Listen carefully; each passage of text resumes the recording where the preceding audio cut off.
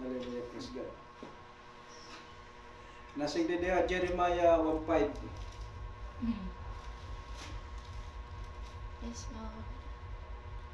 Bago ka pa ipaglihi at ipinganak ay pinili kita upang maging propeta para sa lahat ng bansa. Amen. Lipretanin din in the mighty name of Jesus, we holy presence, we invite your holy presence in the mighty name. Touch the screen, touch God, Lord. Natanan, Panginoong Jesus, kumilos ka, O God, Lord. Yes, Lord. We move it, God, Jesus. We work it in the mighty name of Jesus. Ginulo mo makapamatin ng pulong, Panginoong Jesus, ngayong oras na to. Yes, Lord. Ikaw ang kumilos, God, Lord. Yes. Hallelujah, Father God, Jesus. Abutin mo sa iyong mga kamay, Panginoong Yes, Jesus, yes. Panginoong Lord, hallelujah.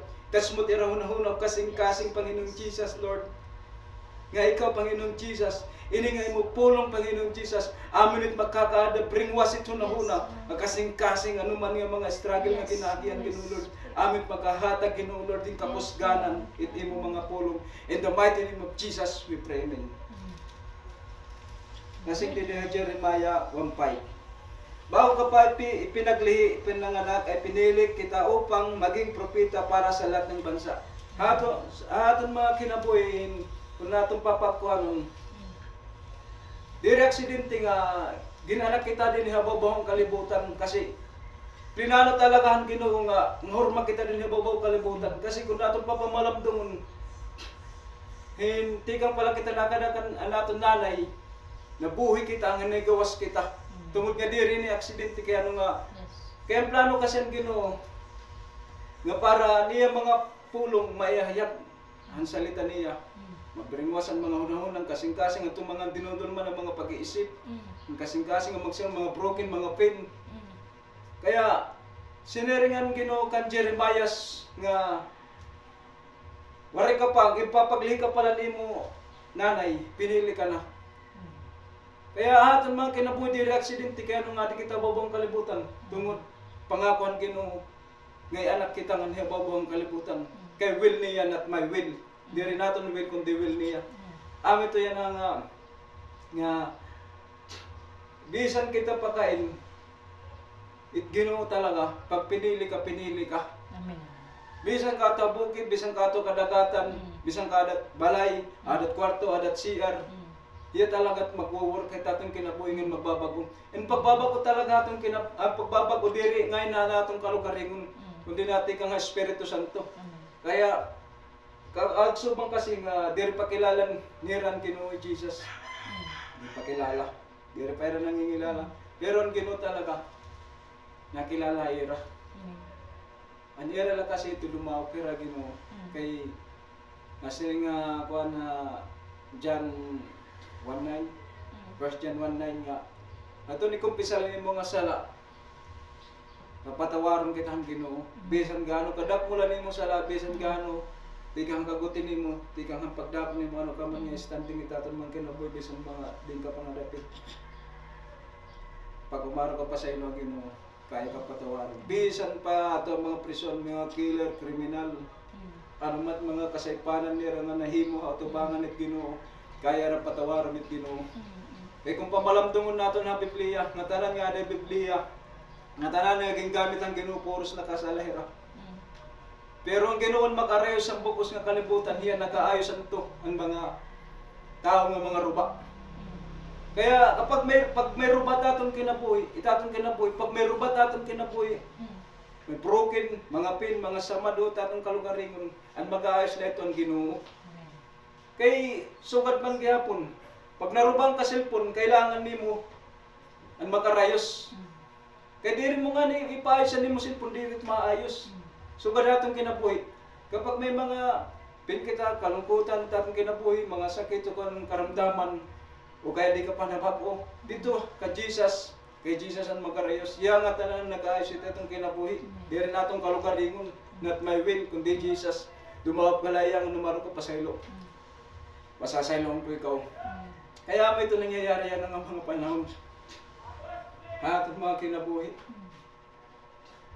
Kung meron ba kita, hatong nunahuna kasing-kasing, magpaayos kita Ginoo kay diri kita maayos. Hatong kinabuhi diri maayos kung diri kita mamug kan Jesus. Diba? Diri kita mamug nga ni kan Jesus. sugad dyan na. Kung diri ka kumatot para kayos, dirit maayos ng imong cellphone. Kung cellphone na arayoson dito, diri ito maayos. Kaya no? Kaya ato dito mag-arayos. Aton mga kinabuhit mag-aayos si Jesus. Kaya madawat kita pag mabaya. Amen.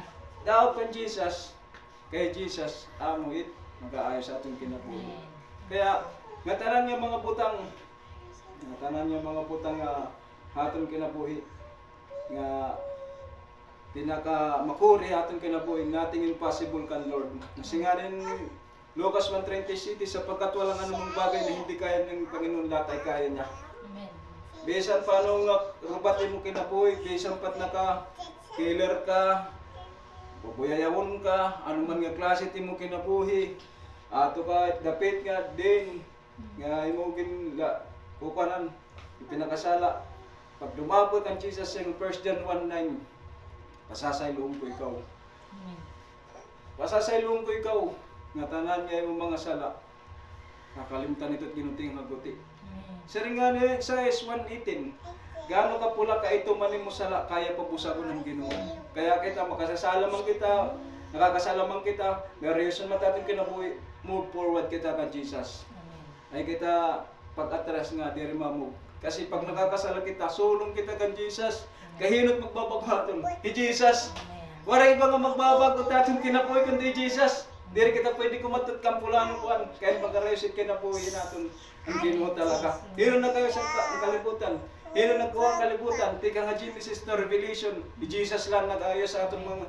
Kaya, tika pa ang tinikangan, maaram ng Ginoo ay atong mga ginabuhi. Hindi rin ni accident, ikanuhan kita. Kaya nung nagmumug kita, kaya nung ka nagyaya ka ni Word of God, kaya nasa rin ang Ginoo, inayos ko na ikaw. Kaya pag may tao nga nagyaya ka na mga diri ka na bago, diri ka kuwan, sa rin ang Ginoo ha, first, 2 Corinto 5:17, there is a new creation. Yes. Sino nagyakan? Ni Jesus. Yes. Kaya pag may nagyakan na yung mga tao, nga diri ka pa bako, diri ito ka ng Ginoo, kundi ang Ginoo, naghahataging kabagwan at kinabuhi. Yes, Lord. Kaya declaration nito at mga buhay nga binago kita ng Yes, Ginoo. Lord. Ay kita paniwalaan mga buhatan, mga magrawat, mga panulay, tatang Yes, kinabuhi. Lord. Praise God. Hallelujah. Kaya Thank you, Lord. akong kinabuhi, kapag may ada ko rayos unta kinabuhi, diri ako na atras nga mo pa ko kaya no. Yes. Kahit magbabagot akong kinabuhi ang Ginoo Jesus. Amen. Kay kung diri man daw pag Ginoo, maatras ako. Paano maayos itang kuan? Kunitak cellphone, nagbibiling ko lang na akong nga ruba, tapos ato rin mga karayos. Paano maayos? Siyempre, kay ikaw may ada kuan. Ikaw may ada mo kalugaringon nga mga problema. Kay ikaw mamog nga to. Para paayos mo. Kaya mamog kita ng Jesus. Move forward. Kay kung ano tayo mo kuhan, desire, deliverance, repent mo hagin mo. Kay Jesus lahat maghahatag ka Amen. kayo sa tatong kinabuhi. Yes. Ang mga nito yan bisan pa gaano man itatong mga kuhan, mga isipan, mga yakan, nga nahihimo. Imbis nga, di man talaga kita perfect katubangan at Ginoo. Waray tao nga perfecto ko, sa ring Roma 3:23, lahat ay nagkasala to. Diba? Nagkasala kita nga tanan. Pero nais ang Ginoo nga dumapay para kapasaylo ng Ginoo. Kaya waray talaga tao nga perfecto atubangan. Waray tao nga matadong atubangan ni Ginoo. Hindi Jesus la. Amin nagpapasalamat ako ng kaurason, bisan pa man nga pulong na makakabamatiyan na ikaw na touchscreen, touch it yaw na unang kasing-kasing. Erin nyo mo ito heart, erin nyo mo ganun. It iya nahuna. Bagoon mo, Ginoo Lord, ayusin mo, Panginoon Jesus, we declare it in the mighty name, Paul anointing, Paul glory, Paul Ishomot glory, Ginoo Lord, in the mighty name of Jesus, we pray. Amen. Yes, Lord.